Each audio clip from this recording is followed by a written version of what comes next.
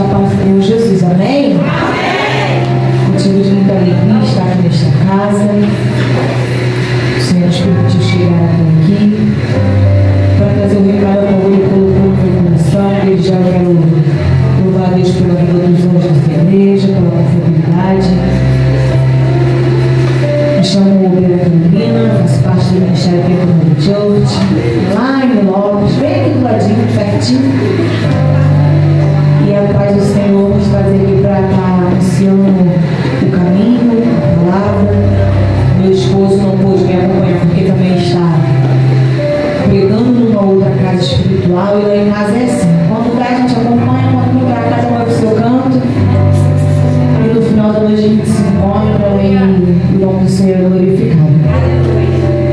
Eu queria louvar a Deus pela vida da Bia, que é a filha da nossa pastora, nossa liderada lá, Mateus, seu esposo. Pela misericórdia de Deus, o Senhor tem nos permitido liderar aqueles jovens lá, que é só a graça. Mas é muita graça. Mas o Senhor tem nos dado força. Na sexta-feira tivemos um culto jovem lá. E o Senhor decidiu salvar 18 almas para a Deus. O Senhor fez acontecer. E eu estava comentando com eles, falei, gente, alguma coisa tem que acontecer nesse culto, porque a semana está difícil. O carro quebrou mais do que andou, né, Mateus? O carro quebrou mais do que andou, saiu mais dinheiro do que entrou. Eu falei, Satanás, tu vai até se levantar, mas na sexta-feira alguma coisa, oh meu Deus, ele vai fazer. E o Senhor, ele fez. Foram 18 jovens salvos, para graça, honra e glória, porque não é nada para nós. Tudo que fazemos para o Senhor é tudo dedicado a Ele, com a força que Ele nos deu, com o vigor que Ele nos deu, é tudo para Ele. Só que infelizmente ou felizmente a revelação quem sofre somos nós. Só que é aquele texto lindo que eu amo da Bíblia: que sofra eu, que sofra a minha casa, que pereça até os meus, mas a obra do Senhor, ela não pode perecer. E eu glorifico o nome do Senhor porque tivemos jovens ali que foi braço forte ao nosso lado, e o culto aconteceu e o nome do Senhor foi glorificado. Querido, eu quero compartilhar com os irmãos sem delongas uma passagem que se encontra no livro de Juízes, no seu capítulo 4.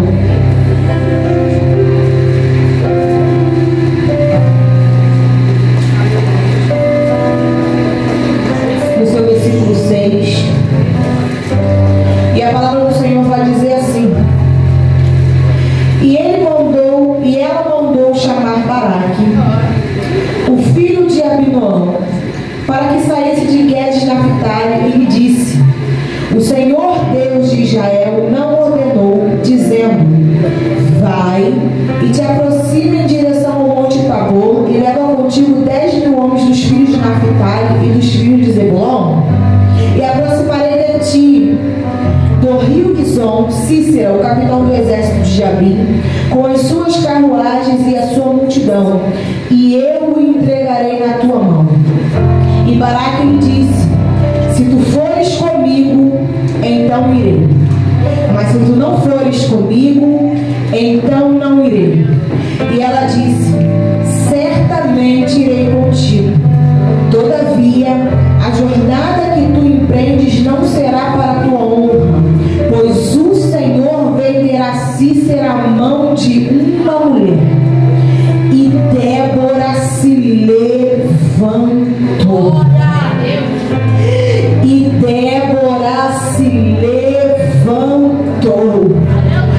Isso aqui é algo profético. Se você já pudesse entender no mundo espiritual, e o texto vai dizer: E Débora se levantou. E você pode tomar o seu assento em nome de Jesus. Hoje estamos aqui numa noite ao qual é culto de mulheres. E eu falando com o Senhor a respeito do culto de hoje, eu falei para ele, falei: Senhor, eu a princípio queria ler uma passagem, mas o que o Senhor quer falar com a sua igreja? Todas as vezes que eu vou falar de mulheres, não é querendo puxar a sardinha, mas estamos falando de força, estamos falando de determinação, estamos falando de garra, mas bem sabemos também que há mulheres e mulheres. Queridos, sabemos que hoje, na era ao qual vivemos, temos mulheres espalhadas por todo canto. Se você entra da igreja, da portaria da igreja até o altar, você encontra uma mulher em uma posição, não é, pastor? A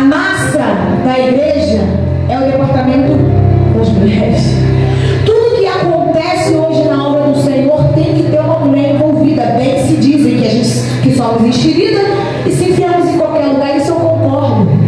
Eu olho para a minha esquerda, eu encontro mulheres ao meu lado, eu olho para a minha direita, tá aqui, ó, o teclado. Quem tá aqui? Uma mulher. Só que a gente consegue enxergar isso hoje na nossa era e antigamente não era assim. Todos nós sabemos que antigamente as mulheres eram totalmente limitadas. Não tinha voz ativa, não tinha poder aquisitivo, não tinha poder de escolha. Antigamente era um tal sim, não. O homem da casa dava as ordens e ela simplesmente obedecia. Carol, você está querendo vir dizer que hoje em dia não é assim? Não que não tenha que ser. Porém, hoje em dia, no mal organizado, a mulher ainda tem o poder de dar a sua opinião e o marido acatar. Antigamente nem isso. Antigamente ela não tinha o poder de falar uma vírgula sequer. Eu olho para esse texto aqui de Juízes e quando eu leio essa frase dizendo que Débora se levantou, estamos falando de uma mulher. Se voltarmos um pouquinho no capítulo 3 de Juízes, vai falar sobre a morte de Josué. Vai falar que Josué ele morre e aí toda a sua descendência também vai morrer e se juntando aos seus antepassados. Josué ele foi um grande líder, Josué ele foi um ótimo condutor, Josué ele fez tudo aquilo bom que o Senhor deu a ele por ordem. E aí Josué chega a parte que ele morre. Só que a Bíblia vai dizer que quando Josué morre, uma nova geração se levanta. E vai dizer, pastor, que essa geração não tem conhecimento de quem foi Josué. Essa geração não tem conhecimento dos feitos que o Deus de Israel fez por Josué. Todos nós sabemos que o Senhor ele tira o povo do Egito, tira o povo da mão do opressor, faz o povo subir aquelas terras. Só que essa nova geração que se levanta não entende esses feitos que foram realizados. E aí vai dizer que esse povo começa a se prostituir a outros deuses. Vai dizer que esse povo começa a adorar aos Baalins. Vai dizer que esse povo começa a se render a Baal. Vai dizer que esse povo começa a levantar altares para glorificar o nome de outro Deus. E todos nós sabemos que o povo de Israel vivia num ciclo vicioso. E qual ciclo é esse? O povo pecava contra o Senhor, fazia o que era mal aos olhos do Senhor, e aí o Senhor fazia o que? Levantava um opressor. O Senhor fazia o que? Levantava um inimigo para que pudesse oprimir aquele povo. E aí o livro de Juízes nos relata todos os juízes, e quando o povo se arrependia, o povo clamava ao Senhor e o Senhor levantava juízes para tirar o povo da mão do opressor. O livro de Juízes vai relatar alguns juízes que foram levantados naquela época. E o que eu acho lindo aqui, que quando eu vejo que quando Josué ele morre e o povo se rebela adorando a outros deuses, bem vai dizer que em Deuteronômio, no seu capítulo 28, vai falar sobre as leis da obediência, sobre a perseverança da obediência. Se atentamente ouvir a minha voz, cumprir os meus mandamentos, seguir aquilo que eu falo, fazer tudo corretamente, tu terás operado a terra, será abençoado ao entrar, será abençoado ao sair, será abençoado na terra, será abençoado no campo, os teus celeiros serão fartos, e o Senhor vai começar a dar instrumento sobre a tal obediência. O Senhor está dizendo: se adorares a mim, guardares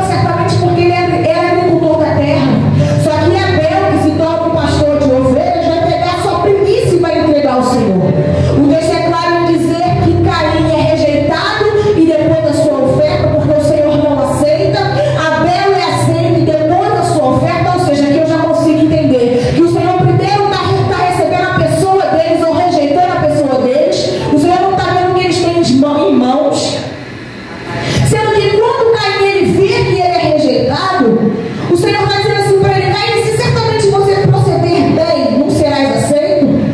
Caim, se certamente você fizer o que é correto, você também não será aceito. Então eu consigo ver que isso é algo que vem de muito tempo. A regra é clara: para tudo aquilo que você vai receber existe uma condição, tem um condicional. E aqui esse povo, eles entendem que existe esse condicional, só que eles não se atentam para isso. E aí o que acontece? Eles adoram mesmo, eles idolatram mesmo, eles fazem o que lhe apraz, a carne grita mais alto do que o espírito, e aí vai se criando um ciclo vicioso. E quando eles veem que o negócio está apertado, eles começam a clamar ao Senhor. O Senhor faz o quê? Levanta o juiz. E naquela época o Senhor era como os juízes que eram levantados. Só que todas as vezes que o Senhor levantava esse juiz, o juiz subjugava esse povo. O juiz morria, o povo fazia o quê? Se prostituía de novo, idolatrava de novo, virava as costas para Deus de novo. Até que Josué morre, uma nova geração se levanta, como já dissemos aqui, e vai entrar no capítulo 4 de Juiz, que vai falar a história de uma mulher. O texto vai iniciar dizendo que os filhos de Israel novamente fazem o que era mal aos olhos do Senhor. E o Senhor os entrega à mão de Jabim, que era rei de Canaã. Cícera era o comandante do seu exército, um exército forte, um exército poderoso, um exército que tinha 900 carros de ferro para combater o povo de Israel.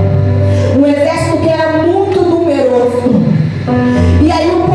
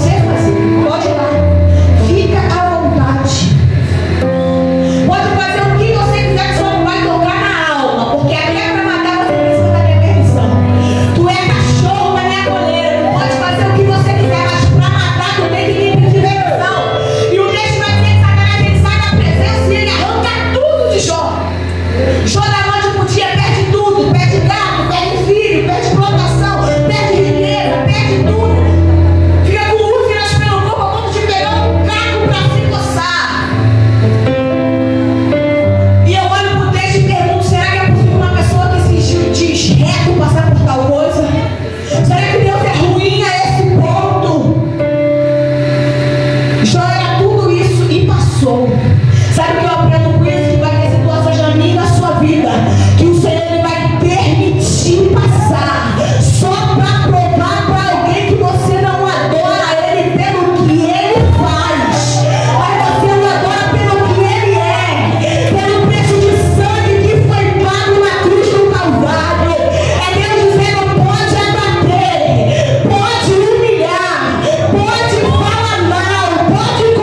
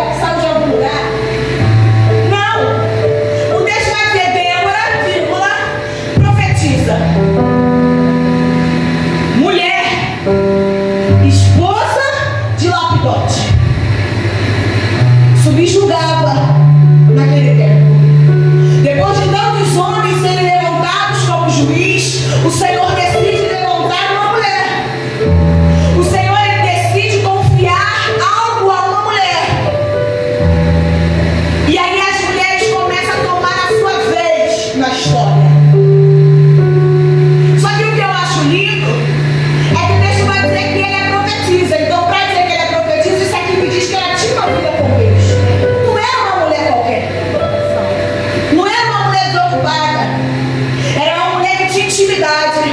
Uma mulher que certamente buscava os preceitos e os caminhos de mandamento. Uma mulher que acatava aquilo que o Senhor dizia. E aí o texto continua dizendo que ela era esposa, mulher de Lapidote. Então eu olho e vejo que ela era uma mulher como eu e você. Porque temos mania de olhar para o texto e achar que estamos falando de super-heroínas. Não. Eram mulheres comuns que fizeram feitos extraordinários através de Deus.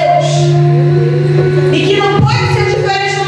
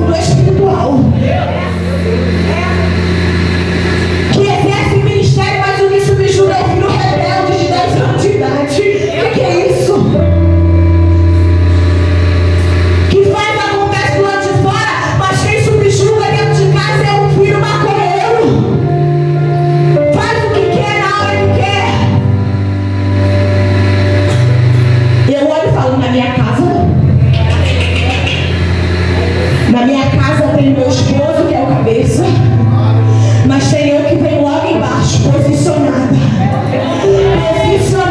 de joelho no chão, posicionada, para as coisas começarem a acontecer. Aleluia! E aí, Balaque vai olhar para ela e vai dizer que se ela for, ele vai. Se ela não for, certamente não vai. E aí ela vai olhar para dentro da cara de Balaque e vai dizer: Balaque, olha, eu vou te dizer uma coisa. Eu até vou contigo porque a ordem veio para mim. E eu não vou decepcionar o eu até vou contigo. Mas eu vou te falar um negócio. Não vai pensando que a estratégia que você vai ter, a vitória vai vir nas tuas mãos, porque eu já vou logo te avisando que não vale.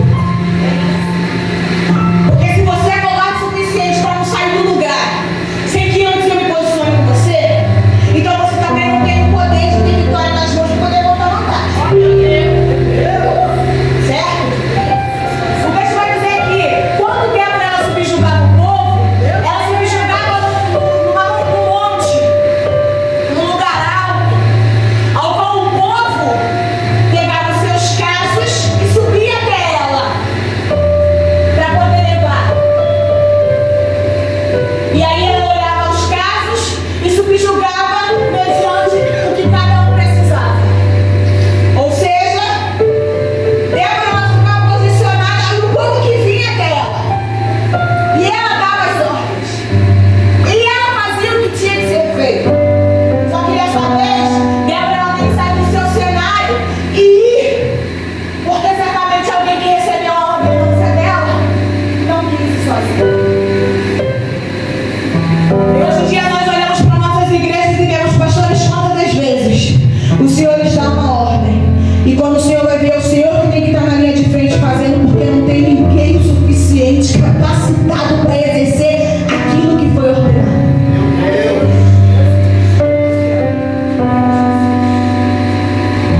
Só o que eu acho interessante é o seguinte: o povo está mal acostumado. O povo está naquele mesmo ciclo vicioso. Débora está dizendo que está assim: eu estou subjugando um povo que daqui a pouco, se puder, vai estar fazendo tudo de novo. Só que eu olho e eu vejo a influência do povo, pastor, é algo muito perigoso. A influência do povo é algo que, se você não tiver os dois pés no chão, desanda. O povo está pedindo um juiz para livrar eles da mão de Jabim. Sabe o que isso aqui me lembra? Quando Samuel está velho, e os anciões vão dizer assim: Samuel, você já está velho, rapaz. Os teus filhos não seguem os teus caminhos. O povo está olhando as outras nações e o povo quer o quê? O povo quer o rei. Samuel vai olhar, vai ouvir aquilo ali, não vai se agradar nem um pouco. Como assim o povo está olhando as outras nações e está pedindo um rei?